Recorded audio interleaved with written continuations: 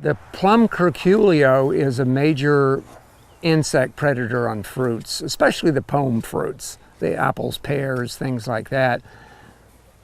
It seems like part of their cycle they live in other non-fruiting trees. So the closer you are to a woodland, the more likely you're going to have curculio damage. So what I find out, I mean, there's a great organic product called Surround, which is a kaolinite clay that deflocculates, and that means it mixes with water, so you can put it in a sprayer. And it's suggested that soon after the flower drop, you go ahead and get a spray on. As soon as you can get the first sign of a little swelling fruit, you should spray it. I've never gotten it that early, mostly because all the flowers aren't full at the same time. They can, on one tree, they can be over a 2.5 to 3 week period. So if as soon as my first ones start to swell up, the petals drop off, it starts to swell up. If I spray it, I'm going to probably ruin the rest of the tree, for that year's growth. So could I think that's just wonderful the way you explained that, because he's concerned about whether or not he only has what I call the king bloom, the ones that come out first, whether he gets them to set and protected from curculio and sprayed with Surround to protect them.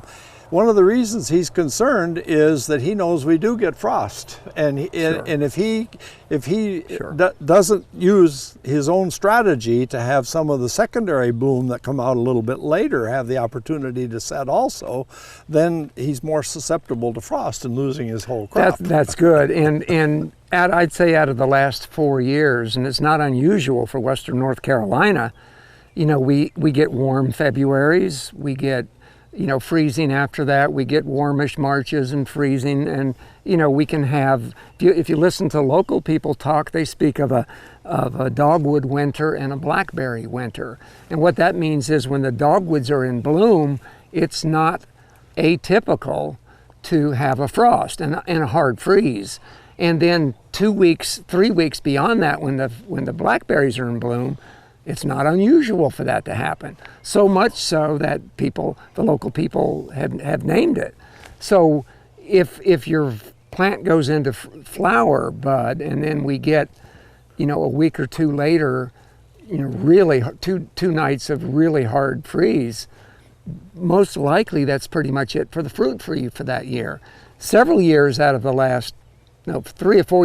last several, it's only been my late flowers that have given fruit to me, because the other ones have been frozen and damaged. So do you make more than one Surround application, Andrew? Well, I was going to go into that. So what's recommended when you do Surround is within the first week, you spray it 3 times to get a really good coating on it. And then periodically... It's like a shell, is it? Periodically, what it does is it covers the fruit with a dried clay. Insects getting on it on a micro scale, those little particles of clay irritate them and they don't hang out there long. But you're saying to wait until after all... I wait until the majority of the flowers have had their deal before I do it. So what I was going to say was I've never gotten to spray Surround when it's just a little tender bud. And by the time they're half this size, they've got curculio sign on them. Most likely... Does the curculio lay its egg or feed or what? I'm not quite sure. It's laying its egg. It lays its eggs.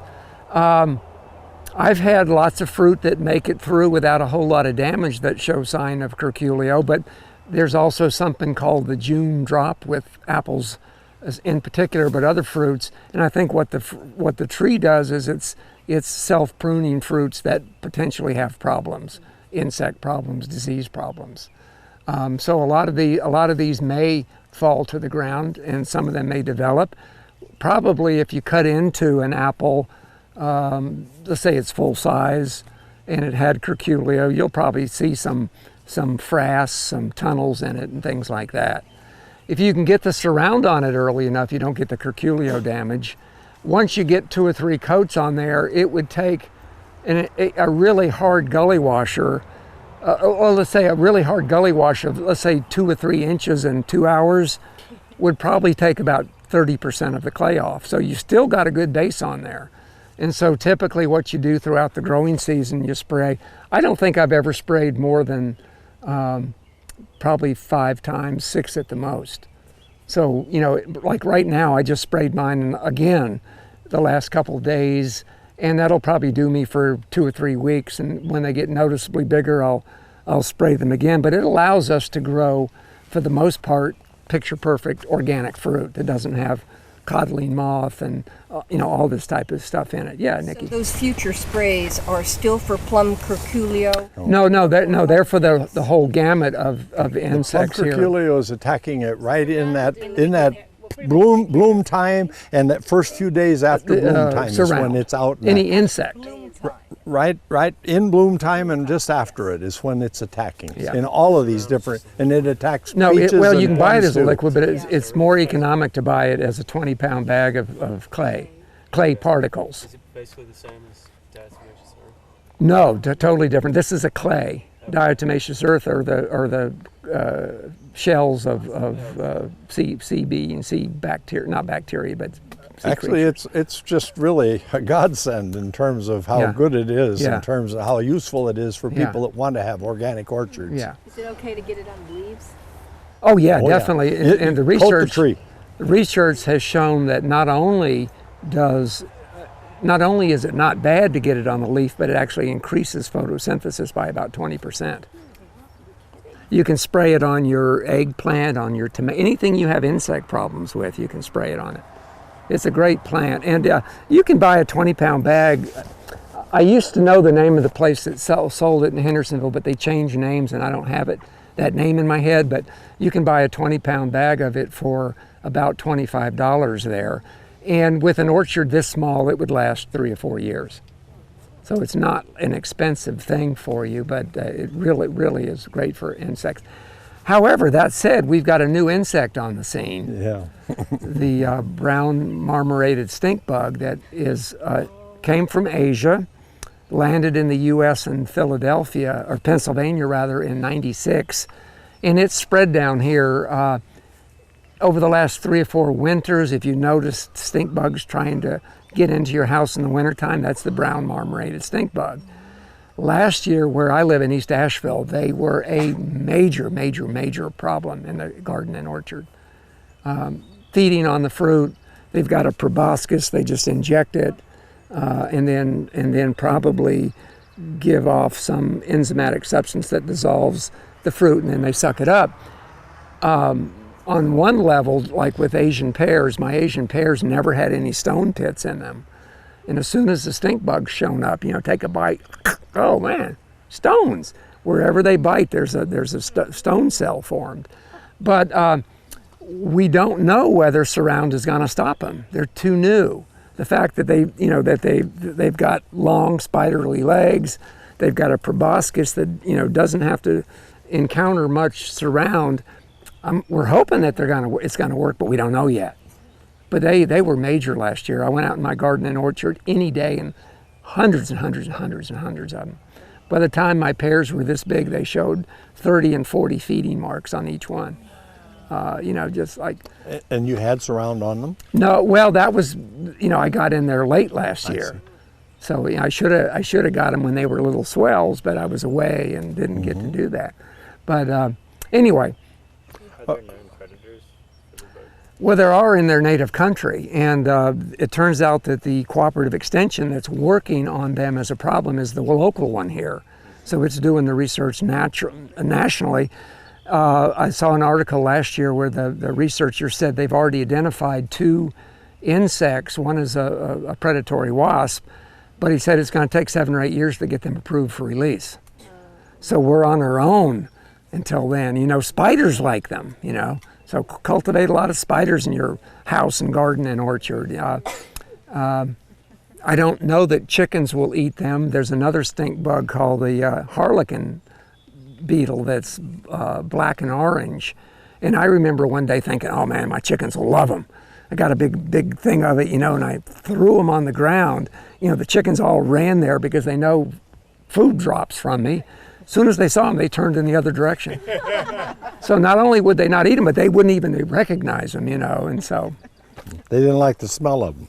Could be, could be. And what about these kudzu bugs? Do you know much about them? Kudzu bug is a little stink bug that started showing up about 3 years ago here. And at first they were hailed like, yay, something that controls kudzu. And sure enough, I think in Georgia and South Carolina, where they did some scientific studies, the kudzu bugs were controlling like 20% of the kudzu, which is phenomenal. But turns out that they like other legumes too. And so all of a sudden, soybeans. I noticed them last year on Yeah. my peaches too. Yeah. They were eating peaches. They were, okay. So you know, a lot of our pests right now have come from Asia, and you know, we don't have ways of dealing much with them yet. There's another Asian pest that showed up big time last year called, it's a little fruit fly, spot-winged drosophila, and it loves soft fruit. So if you grow in raspberries and blackberries and even blueberries, I mean, they lay their eggs on the fruit. Little maggots burrow in. Most of the organic berry producers this past year could not sell fresh fruit. They had to pick it a little bit early and freeze it, make it into jams and jellies. So they get through the cherry skin?